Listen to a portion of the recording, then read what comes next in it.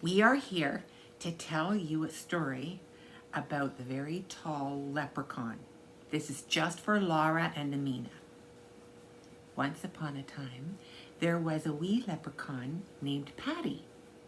Now you know leprechauns are very little people who live in the forests. You can't see them. It's because they have pots of gold that they hide in their tiny homes inside the trees. They're like this, and they even wrap them in green so you can't see them. Humans try to find these pots of gold, but they never can. Leprechauns are friends with the fairies, who are also very small and love making stardust brownies. If you don't know what stardust brownies are, you have only to imagine very tiny brownies with golden sparkles on top. Well, this wee leprechaun Patty wore a very tall hat. It was so tall, in fact, that he had to build an extra tall opening into his house.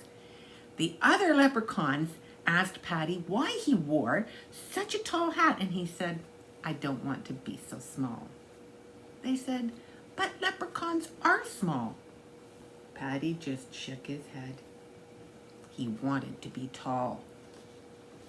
But Patty had a problem. He couldn't fit through any of his leprechaun friends' doors.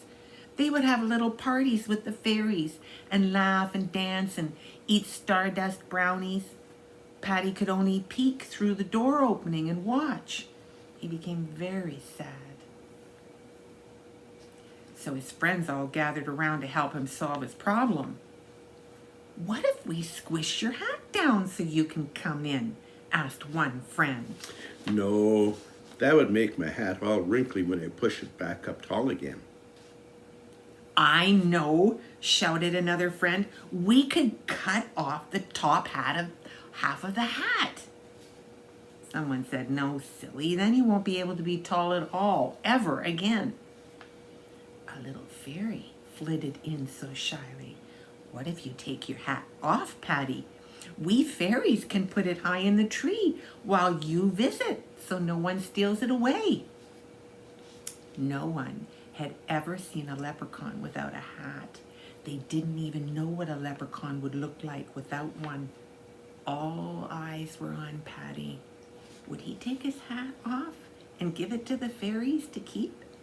Would he be able to come in and have parties with them? And, and eat stardust brownies? Most of all, everyone was curious about what Patty would look like without his hat. A very slow grin started to come out on Patty's face. He placed his hands on the hat, and with a slight hesitation, he pulled it off his head. All the little leprechauns and tiny fairies covered their wee mouths with shocking surprise.